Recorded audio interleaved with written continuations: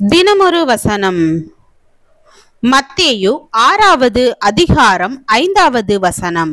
அன்றியும் நீ ஜெபம் பண்ணும் போது மாயக்காரரை போலிருக்க வேண்டாம், மனுஷர் காணும்படியாக அவர்கள் ஜெப ஆலயங்களிலும் வீதிகளின் சந்திகளிலும் நின்று ஜெபம் பண்ண விரும்புகிறார்கள். அவர்கள் தங்கள் பலனை அடைந்து தீர்ந்ததென்று மெய்யாகவே உங்களுக்கு சொல்லுகிறேன். விளக்கம். ஒரு மாயக்காரன் பொய்யான தோற்றத்தை அளிக்கிறான். அவன் தன்னுடைய சுய ரூபத்தை வெளிப்படுத்தாமல் ஒரு பொய் வேடத்தை தரித்துக் கொள்கிறான். தேவன் மாய்மாலத்தை வெறுக்கிறார், ஆனால் பாவிகளை நேசிக்கிறார். இயேசு பாவிகளிடம் பேசும்போது கருணையுடனும் கனிவுடனும் மன்னிப்புடனும் பேசினார் என்று சுவிசேஷங்கள் விவரிக்கின்றன.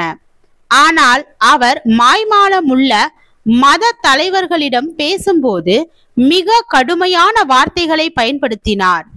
அவர் அவர்களை குருடருக்கு வழிகாட்டிகள் என்றும், வெள்ளை அடிக்கப்பட்ட கல்லறைகள் என்றும், விரியன் பாம்பு குட்டிகள் என்றும் அழைத்தார். சபையில் மாயக்காரர்கள் இருக்கிறார்கள் என்ற காரணத்திற்காக கிறிஸ்துவை ஏற்றுக்கொள்ள மறுக்கும் ஒரு மனிதன் மிகப்பெரிய மாயக்காரன் என்பது உண்மை. அப்படிப்பட்ட மனிதன் முரண்பாடான சிந்தனையுடையவன்.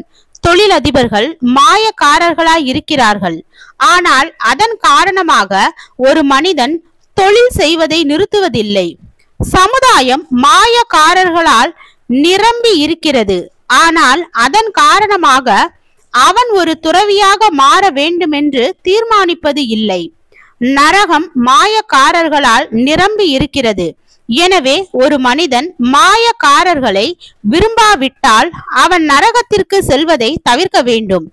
நீங்கள் மாயக்காரர்களை விரும்புவதில்லை என்பதன் காரணமாக நீங்கள் கிறிஸ்துவிற்கு முன்பாக அடிபணிந்து அவரை உங்களுடைய இரட்சகராகவும் கர்த்தராகவும் ஏற்றுக்கொள்ளாதிருப்பீர்கள் என்றால் உலகின் மிகப்பெரிய மாயக்காரர் நீங்கள்தான். அன்பான நண்பனே, நான் இதை அன்புடன் கூறுகிறேன். முகம் பார்க்கும் கண்ணாடியை பாருங்கள். உங்களுடைய தோற்றத்தை மாற்றுவதற்கு முயற்சிக்காதீர்கள். கிறிஸ்துவை ஏற்றுக்கொள்ளாததற்கு ஒரு சரியான காரணத்தை உங்களால் கூற முடியவில்லை என்றால் நீங்கள் கிறிஸ்துவை நிச்சயமாக ஏற்றுக்கொள்ள வேண்டும். ஜெபம். தேவனுக்கு ஸ்தோத்திரம். தேவனே, நாங்கள் எங்களுடைய வாழ்க்கையில் தேவ ஐக்கியத்தில் நிலைத்து இருப்பவராகவும் தேவ சித்தத்தின்படி வாழவும் கிருபை பாராட்டும். ஆமீன்.